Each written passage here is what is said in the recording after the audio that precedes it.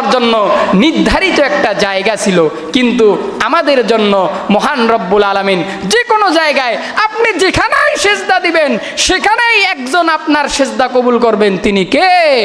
আওয়াজ দিয়ে বলেন, তিনি কে? আল্লাহ তাআলা আপনার সেজদা কবুল করবেন। ভাইরা আমার, এবার আসেন আর একটা প্রশ্নে, যে হুজুর জীবনে হজ কতবার করতে হবে? জীবনে হজ একবার ফরজ। কয়বার ফরজ? সকলেই বলেন, কয়বার ফরজ? একবার ফরজ।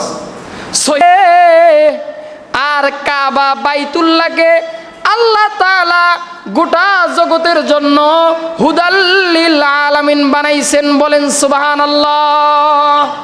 এরপর আসেন, আল্লাহ তাআলা বলতেছেন সূরা আলে ইমরানের 96 নম্বর আয়াতে বলতেছেন, ফিহি আয়াতুম বাইনাতুম মাকামু ইব্রাহিম।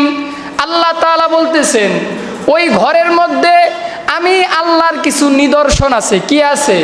অনেকগুলো নিদর্শন আছে। নিদর্শনগুলির মধ্যে একটা নিদর্শন হচ্ছে ফিহি আয়াতুম বাইনাত মাকামে ইব্রাহিম। বলেন সুবহানাল্লাহ। সেখানে একটা নিদর্শন হলো মাকামে ইব্রাহিম, একটা পাথর, যেই পাথরের ইতিহাস হচ্ছে পয়গম্বর ইব্রাহিম আলাইহিস সালাতু ওয়াস সালাম যখন কাবাকে পুনর্নির্মাণ করেন তখন পয়গম্বর ইব্রাহিম কিভাবে উপরে গাঁথনি দিবে। এই জামানায় যেমন আমরা লিফট দিয়ে উঠি না, বিল্ডিংয়ে ওঠার সময় আমরা লিফট দিয়ে উঠি, লিফটের সুইচ দিলে লিফট আমাদেরকে 10 তলা 20 তলা আর 30 তলা নাই আমাদেরকে নিয়ে যায় মুহূর্তের মধ্যে।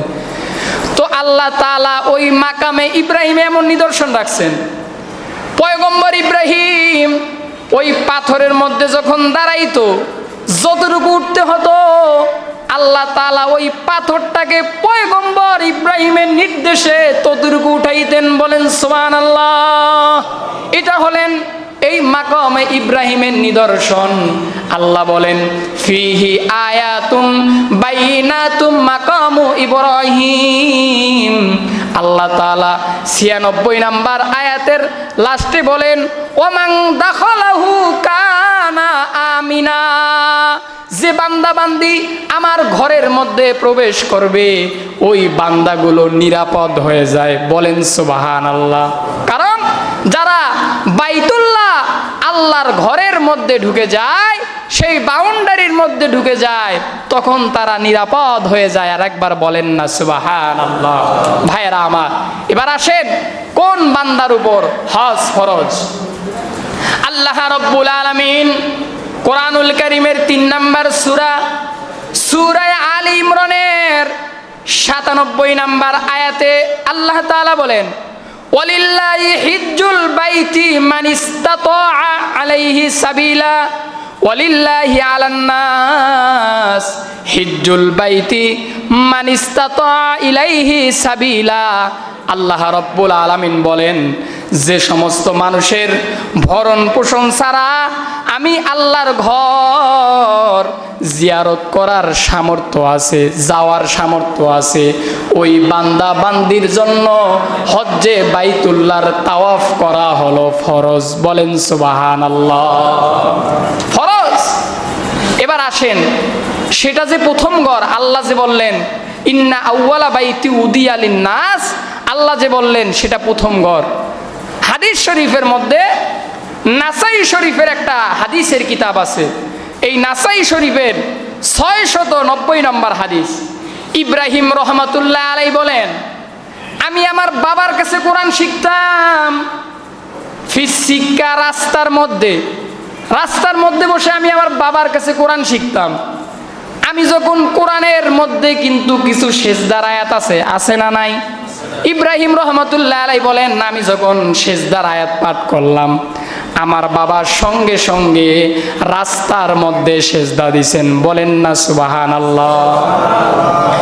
ইব্রাহিম রহমাতুল্লাহ আলাইহি বলেন আমি আমার বাবাকে জিজ্ঞাসা করলাম বাবা আপনি কেমনে রাস্তায় সেজদা দিলেন? আমার বাবা তখন উত্তর দিলেন বাবা ইব্রাহিম আমি আল্লাহর রসুলের সাহাবী আবু যর থেকে শুনেছি।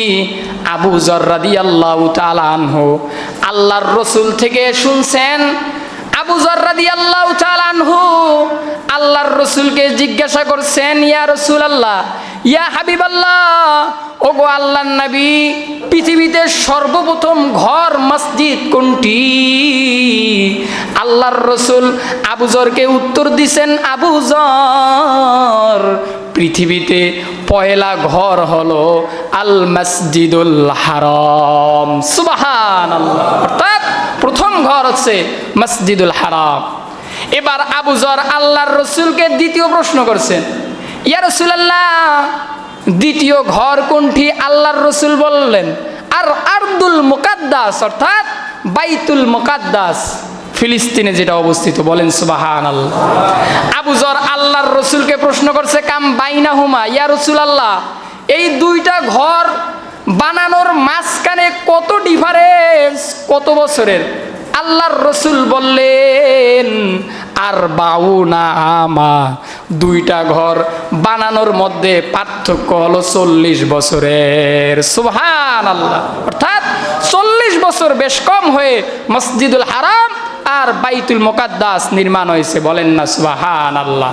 এবার আসেন, ওই যে ইব্রাহিম রহমতুল্লাহ আলাই তার বাবাকে জিজ্ঞাসা করলেন, বাবা, আপনি রাস্তার মধ্যে সেজদা দিয়ে দিলেন।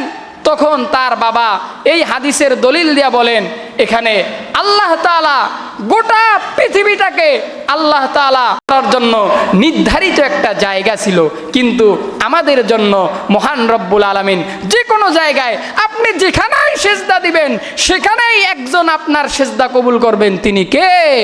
আওয়াজ দিয়া বলেন, তিনি কে? আল্লাহ তাআলা আপনার সেজদা কবুল করবেন। ভাইরা আমার, এবার আসেন আর একটা প্রশ্নে, যে হুজুর, জীবনে হজ কতবার করতে হবে? জীবনে হজ একবার ফরজ। কয়বার ফরজ? সকলেই বলেন, কয়বার ফরজ? একবার ফরজ। সহিহ মুসলিম শরীফ একটা হাদিসের কিতাব। এই হাদিসের কিতাবের 3148 নম্বর হাদিসের মধ্যে আল্লাহর রাসূল বলেন, এই হাদিসের বর্ণনাকারী আবু হুরায়রা, ক্বালা রাসূলুল্লাহি সাল্লাল্লাহু আলাইহি ওয়াসাল্লাম, ইয়া আইয়ুহান নাস, আল্লাহর রাসূল মানুষদেরকে ডাক দিয়ে বলে, ইয়া আইয়ুহান নাস, হে লোক সকল, আল্লাহ তাআলা তোমাদের উপর হজকে ফরজ করেছেন। বলেন সুবহানাল্লাহ। আল্লাহর রাসূল সাহাবীদেরকে বললেন, সাহাবীরা, আল্লাহ তাআলা তোমাদের উপর হজ ফরজ করেছেন, অতএব তোমরা হজ আদায় করো।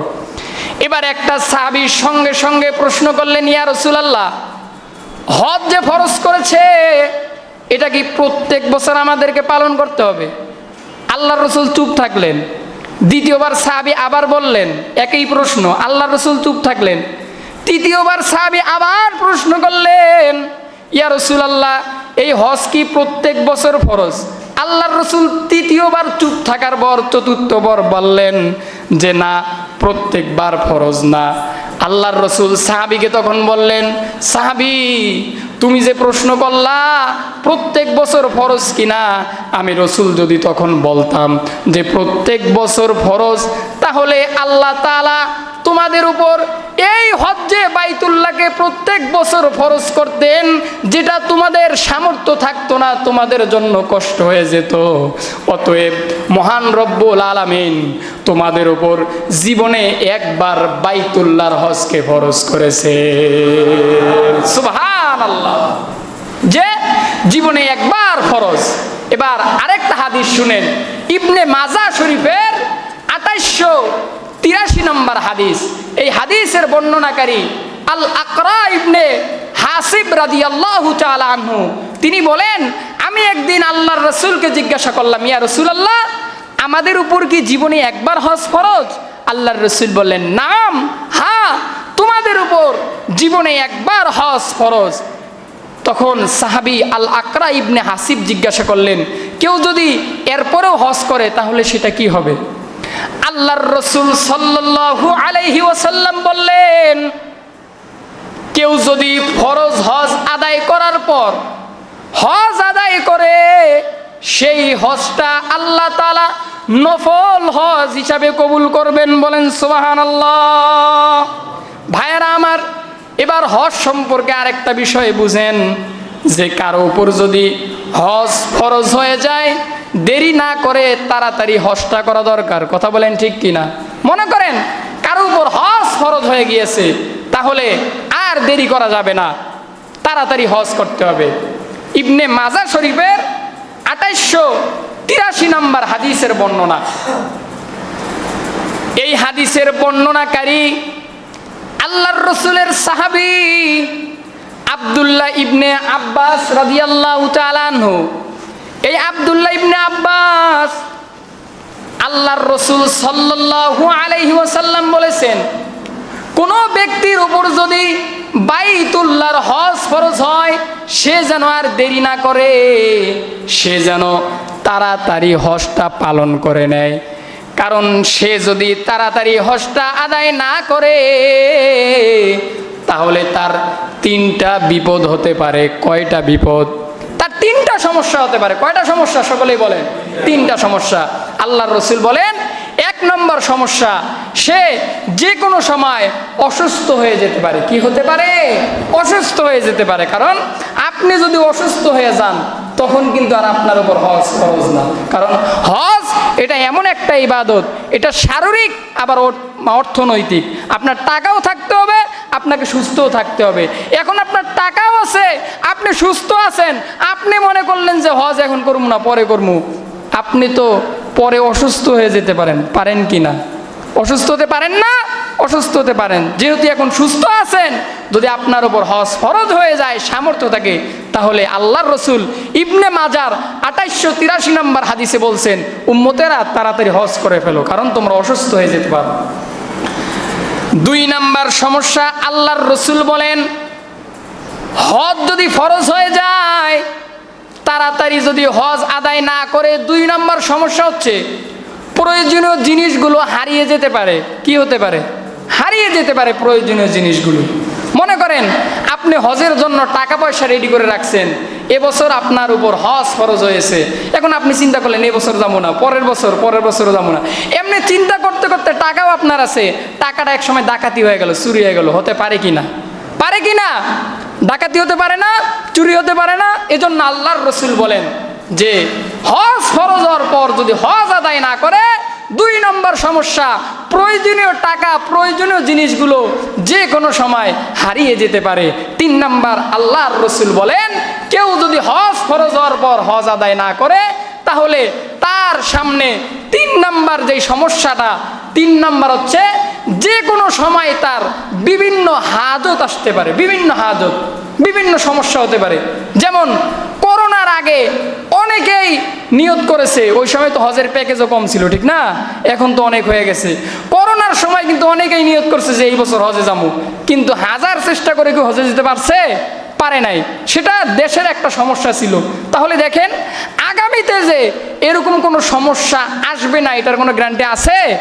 মনে করেন আমরা 3-4 বছর আগে করোনার জন্য হজ করতে পারেন নাই অনেকেই, তো আগামীতে যে করোনার চেয়েও বড় মুসিবত, বড় বিপদ এসে হজটা বন্ধ হয়ে যেতে পারে, এটার কি কোনো গ্যারান্টি আছে? কোনো গ্যারান্টি আছে? কোনো গ্যারান্টি নাই। যেহেতু কোনো গ্যারান্টি নাই, এজন্য আল্লাহর রাসূল বলেন, হজ ফরজ হওয়ার পর তাড়াতাড়ি হজটা আদায় করাই হচ্ছে উত্তম। বলেন না সুবহানাল্লাহ। এজন্য ভাইরা আমার, আল্লাহ তাআলা পবিত্র কোরআনুল কারীমের সূরা আলে ইমরানের 97 নম্বর আয়াতে বলেন, ওয়ালিল্লাহি আলান নাস হিজ্জুল বাইতে মান ইসতাতা ইলাইহি সাবিলা।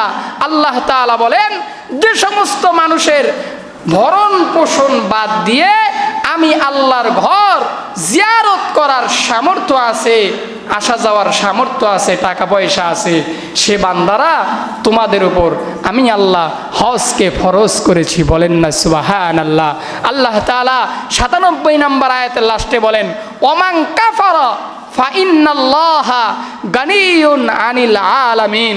আল্লাহ তাআলা বলতেছেন, আমার যেই বান্দা হজকে ফরজ হজকে অস্বীকার করবা, ওমান কাফারা ফাইন্নাল্লাহা গানিয়ুন আনিল আলামিন, আমি আল্লাহ তাদের থেকে কোনো কিছু প্রত্যাশা করি না।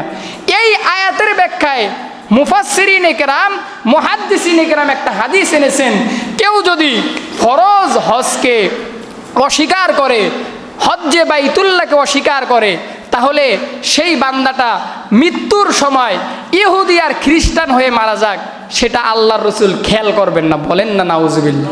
অর্থাৎ কেউ যদি এটাকে অস্বীকার করে, সে মৃত্যুর সময় ইহুদি খ্রিস্টান হয়ে মারা যাবে, বলেন না নাউজুবিল্লাহ। এজন্য আপনার সামর্থ্য নাই, আপনি বাইতুল্লাহকে মহাব্বত করেন, কাবাকে মহাব্বত করেন ভাই। আর যদি সামর্থ্য থাকে তাহলে আপনি একটা আলাদা একটা ফান্ড করেন, যে এই ফান্ডে আমি হজে যাওয়ার জন্য টাকা জোগাড় করব। তাহলে আল্লাহ পাক, আপনি নিয়ত করেন, আল্লাহ অবশ্যই আপনার সেই টাকার মধ্যে বরকত দান করবেন। আর যদি একেবারেই আপনার সামর্থ্য না থাকে, অন্তত পক্ষেও এই কাবা বাইতুল্লাহর প্রেম, ইশক, মোহাব্বত এটা অন্তরের মধ্যে রাখেন, দেখবেন মাঝে মাঝে টাকা পয়সা লাগে না। যদি মোহাব্বত, প্রেম, কানেকশন ঠিক থাকে, টাকা পয়সা ছাড়াও যাওয়া যায়, কথা বলেন ঠিক কিনা? এজন্য বাইতুল্লাহ কাবার প্রতি মোহাব্বত রাখতে পারবেন তো ইনশাআল্লাহ? সকলেই বলেন না ইনশাআল্লাহ। এবং যাদের সামর্থ্য আছে হজ্জে বাইতুল্লাহ যাবেন, আল্লাহর ঘর, সেখানে যেতে পারলেও তো কত একটা আনন্দ। আমাদের কিন্তু সবারই এই আশা আছে যে জীবনে একবার হলেও আল্লাহর ঘরে যাব, কথা বলেন ঠিক কিনা? আমি তো দোয়া করি আজকে আমরা যারা এখানে উপস্থিত আছি, আল্লাহ তাআলা যেন সকলকে একবার হলেও আল্লাহর ঘর বাইতুল্লাহ জিয়ারত করার তৌফিক দান করেন। সকলে বলেন আমিন, আর একবার বলেন আমিন, আর একবার বলেন আমিন। ওয়া আখিরু দাওয়ানা।